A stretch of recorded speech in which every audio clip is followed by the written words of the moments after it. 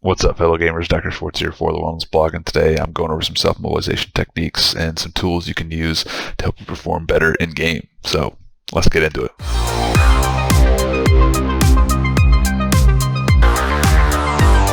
So when first starting out with self-mobilization, I think the big thing that a lot of people miss is hydration. Hydration is key. So this should be at your side at all times. Hydrating and drinking water helps tissues move better, glide over each other, slide over each other better. And when that is performing better and performing more efficient, you play better, you have less pain, you're able to move just better overall. And another thing with this self-mobilization technique, this isn't just like a one and done, like I did it, wow, look at me. No, it's one of those things that should be in a weekly routine because you need to be mobilized. You need to be conscious of how we're looking at our tissues and caring for our tissues, and constantly trying to improve is crucial for gaming and if you want to pursue, esports and getting better. That's how you do it. You've done what you've done to get up to this point. Now you got to do something different. You got to get that edge, and this is one of the ways that I think it can help you throughout that. Another thing with some of the tools we're working with, we'll work with some Hyperice tools. Big fan. And then this high-tech thing called a lacrosse ball. So, but with all these, when we're working with this stuff, we want to make sure that when we're pressing and working on tissue, that it's kind of that good pain, right? Normal tissue doesn't have any pain. Like if I push here, that's not causing any pain. But if I push here where it's a little sore on my thumb, I play a lot of controller-based FPS shooters, so I don't use mouse and keyboard, so my thumbs get a little sore, right?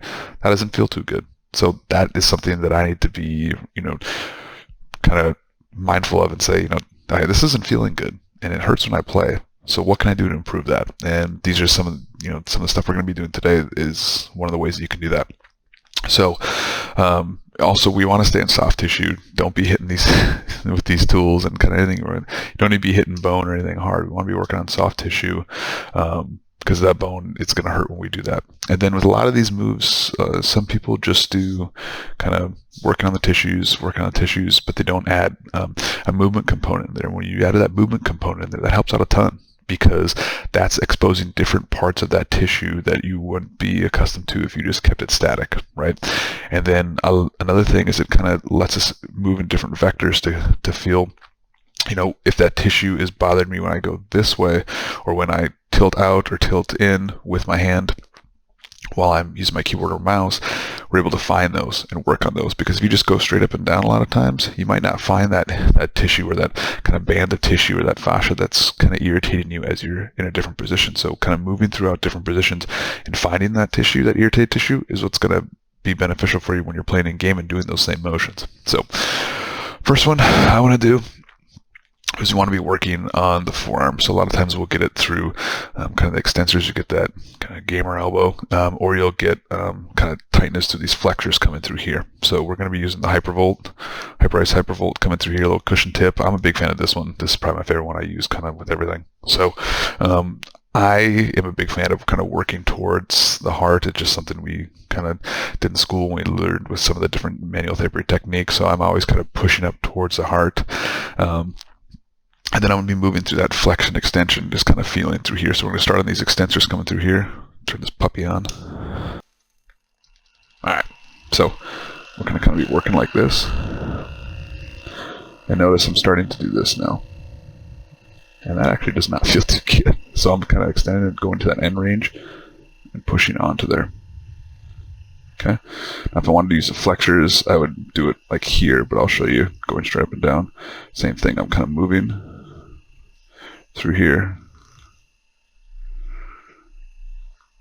So this one just kind of get into that tissue. Once again, like it should feel like that good pain, right? It should feel like actual pain. And you know the difference between good and bad pain with your body. Everyone's different. So just kind of moving through here. And loosening that feels really good. Alright, so another tool that I like to use is the little Hypersphere. This little guy, it looks like a really sinister pokeball, to be honest with you, but we're just going to hold this, turn this on. And once again, alright, so what I'm working through here, And I think this is a really good start one for a lot of people. It's like 99 bucks, I think, and you can really work into those tissues, and you kind of get all areas. And then eventually, if you want to work up to like the Hyper Volt or something more, a little bigger product, then that's fine. But start out with this, I think, would be really good. And one of the articles that I did for pain therapy is linking this in there, so I can link that in the video as well. So when I'm doing it, and when I play console, it hurts a lot coming through here through this thenar. So what we're going to do with this thumb, and we're just going to kind of work into here. And I like doing this, so I like 2 birds, 1 stone in this thing. So I just kind of go like this and kind of work on each. When I find that sore spot, I'm moving that thumb. So I'm moving my thumb through here, and I'm also getting a little bit on this guy too. And you can go like this, and that's great too. And then I also like using a little twist component in there to kind of grab the tissue. So I kind of twist, so you can kind of see. I don't know if you can see that good.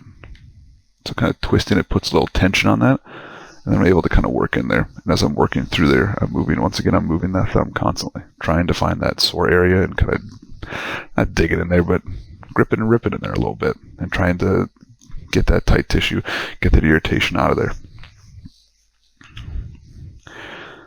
Okay, you can also use this. There we go. You can also use a lacrosse ball. So this is like, I think I got 2 of these for like $3 on Amazon, and it's called Kiba. I don't know if you can see that good. So kind of same thing. I'm kind of twisting, getting some tension in there, just kind of working in there. And that is sore too, still. So just kind of working through this. You can do these in between games. You can do it, before a game, maybe not so much if it's causing a lot of irritation, but just kind of doing a little bit. And then in between games, and especially post game, just kind of working in there and get that tissue loose, and causing some. So what you're doing is you're breaking up that scar tissue. You're breaking up that tightness, those trigger points. When you're doing that, new blood is coming in, kind of cleaning out that area, and starting a little bit of an inflammatory response to get that healing process rolling, which you need. All right. Another big problematic area for a lot of people, and especially gamers, is the traps coming through here, and the levator scapulae coming through here down into your shoulder blade. So same thing here. Turn this beast on. Okay, so you can kind of see what we're doing here. And I'm just kind of working through here, and once again, I'm moving through that range of motion, so I'm looking down towards my knee, and then I'm coming up. Kind of down, and when I get on that trigger point, I stand a little bit and kind of work around it, but I always kind of going back to it. Oof. So that feels good. Once again, just kind of moving, and when I find like a sore band that might not, so this, it didn't expose it here, and then I bring it into here, it opens it up, and I'm working through that. So once again, just kind of moving, so you can do motions like down, semicircle, you can do just down, you can do kind of over ear to shoulder, coming through here, you can do a rotation component, and kind of move through that range of motion to find those sore areas. Because like I said, if you just keep it static, you're not going to find those, like I just showed you, right? And so let's move on to pecs. So talking about pecs, we're talking about the pectoral group coming through your major, minor, right? But we want to get, these are chronically tight because we're like this all day, right? So as we're tight through here, this is contracted through here. So we want to open these up and kind of get those trigger points and work on this problematic area, this hypertonicity coming through here. So once again, engage. God, this thing looks like a really sweet, futuristic kind of gun. And so we're going to kind of go through here. And initially just going to start off, so I don't want, this is my shoulder, right? This is the humerus coming through here. I don't want to get on this bone. That does not feel too good, but the soft part through here. And then I'm going to kind of go out. Just kind of stretch through here. And look, I'm right on the For the Wellness blog logo. Sponsorship, right? So coming through here and just kind of working through these. And just kind of finding, so I'm opening.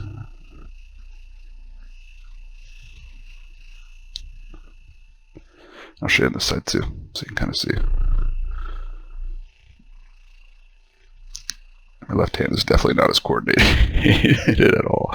Once again, just kind of opening through here and working on that tissue. It's really sore there, right? So I'm just kind of working through here. Just kind of shortening and lengthening that muscle through that range of motion to kind of open it up. Alright, another really good one is hip flexors. They chronically get tight when we sit all day, and especially if we don't have our chair, if we don't have that hip angle. So our hip angle when we sit, if this is our back and this is our legs coming through here, if this is above 90 coming through here, that's going to be tight through here. This angle's decreased. If we can lower that and tilt that seat pan down, if your chair allows for that, which hopefully it does. When you can tilt that seat pedal down, one, you get a more active sitting, right? And so you're engaging that lower body, but two, you're opening up that hip flexor angle and causing that tightness to decrease and not be contracted as much. But we still are going to get some tightness in there if we're not moving. So you can do a couple different things. You can do kind of a seated one. I don't know if you can see this. We'll go way back. So I'm just kind of sitting through here and kind of working through here, bringing it up and opening that hip.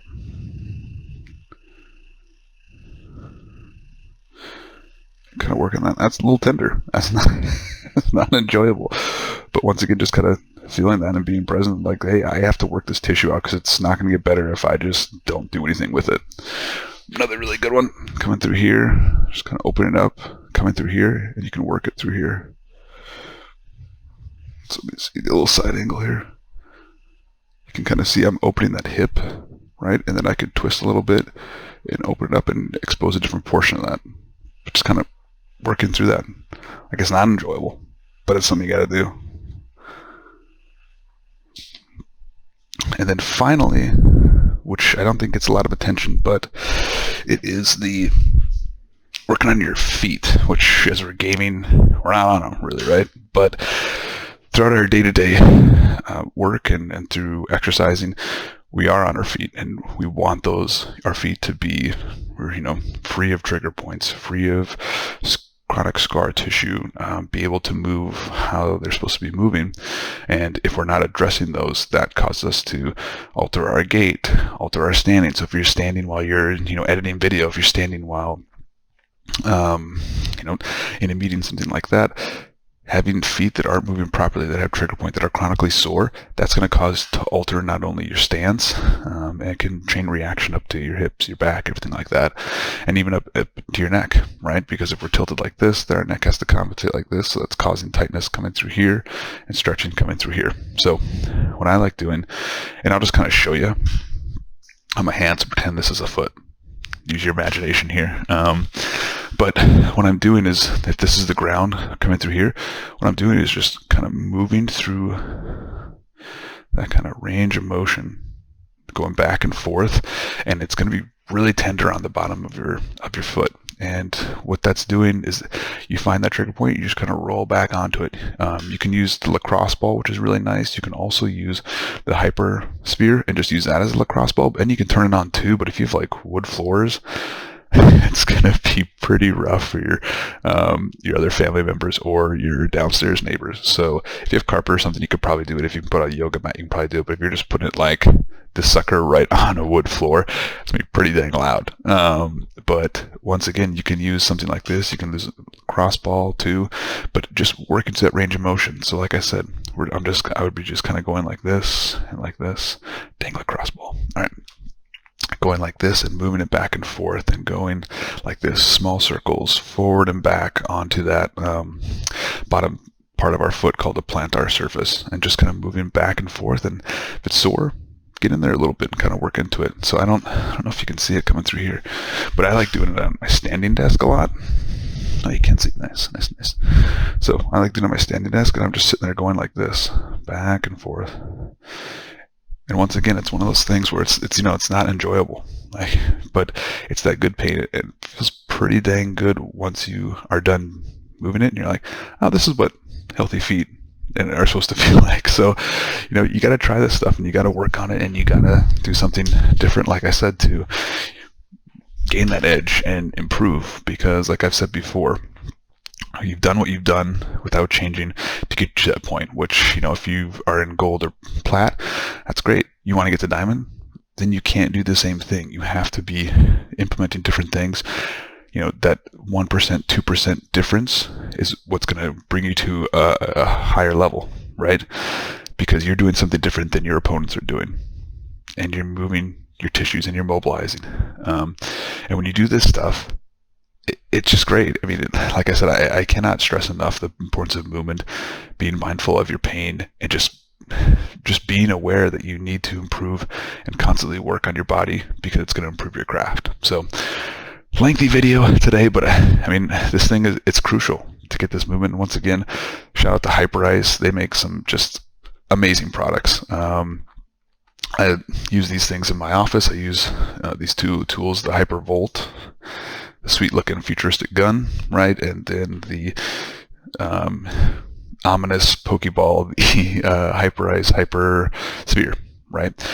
I use both these things in my office, and I use it on myself a ton. I use it on my family members as well. These are great products that have really good tech. They come with a really cool app that shows you how to do these different movements and work on these different tissues. And these guys are like the sponsors of NBA, PGA, I think MLB as well. They're in the World Series, like they're everywhere.